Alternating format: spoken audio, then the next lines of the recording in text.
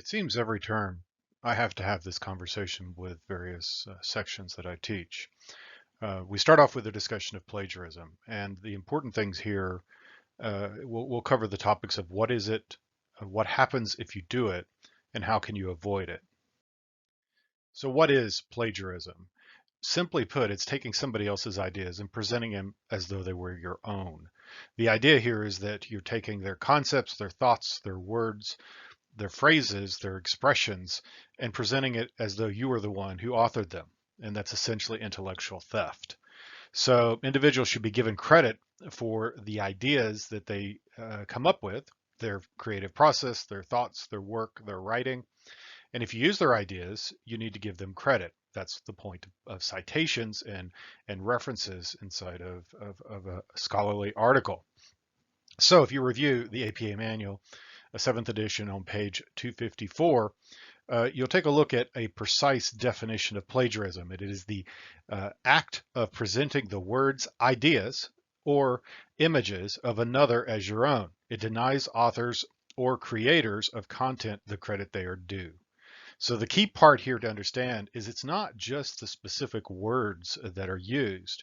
It is the overall concept, the overall idea that is of interest. So if you take somebody else's thought process, change it, even if you summarize it and don't give them credit, you've committed plagiarism. So what happens if you do it? Within the University of Cumberland, on your first offense, you will receive a 0 for that submission. You cannot resubmit that submission. Do not ask, you will not be allowed to. And it is recorded that you have had that first offense. On the second offense within the course, you will fail the course. You will receive an F.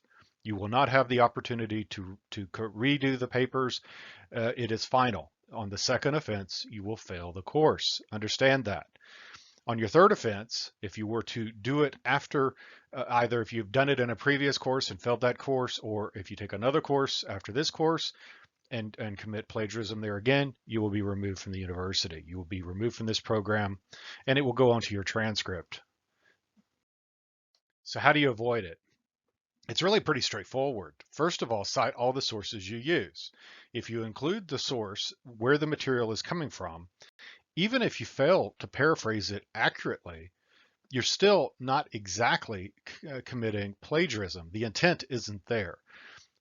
We deal with the intent to deceive or to hide an original source much more severely than we do with someone failing to paraphrase correctly or to perhaps make a mistake in a quotation and not quoting correctly than we do if somebody is attempting to hide the fact that they took material from another source and present it as their own. Don't use another paper as an outline for your paper. Don't summarize some previous student's work. We can tell. That's the short part of it. And you only include sources that you actually are citing. And that means don't just stick a random source into the paper. Don't cite something to insert a citation at some random location in the narrative. You should cite on the first use of a source, period. So at the point that you draw inspiration from a source and you write a sentence that has something to do with that source, a citation should go at the end of that sentence. Within a paragraph, you only recite if you were to introduce another source after that source and then go back to the first one. But otherwise, just cite on the first sentence of the source you're actually using. You want to organize your thoughts before you read. You want to think about what it is you're trying to do. You do not want to do some form of either automated summation, some sort of synonym replacement or phase replacement, because it's not going to work.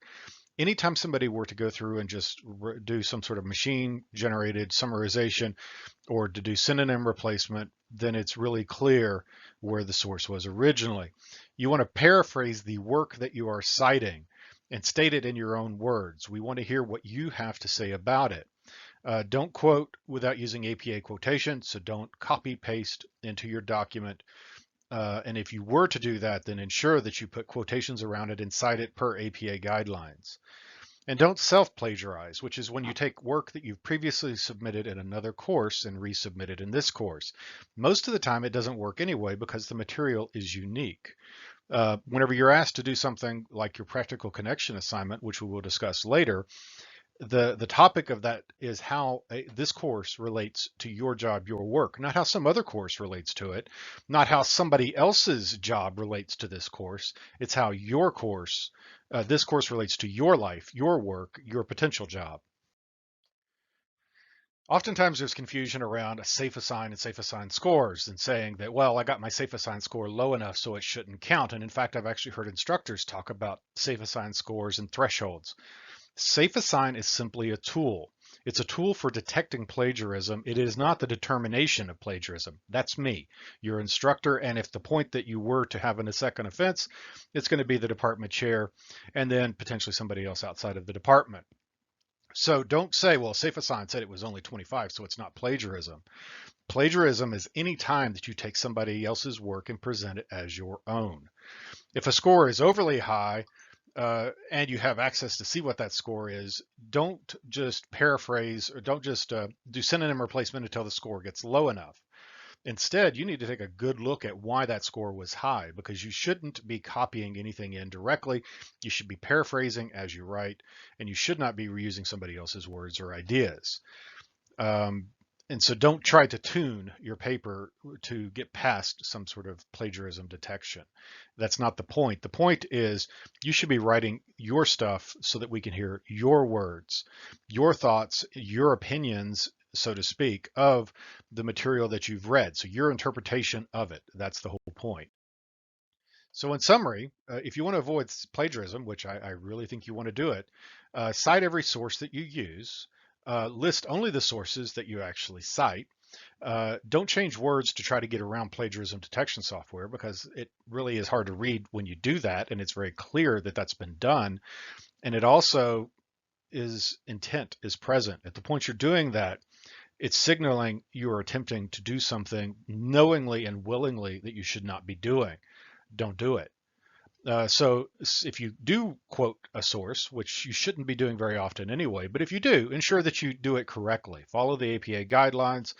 And if nothing else, take away the fact that plagiarism is very serious to both your professional and your academic career. It speaks to your integrity, and it's something we take quite seriously. If you have any questions, do let me know. That's what I'm here for.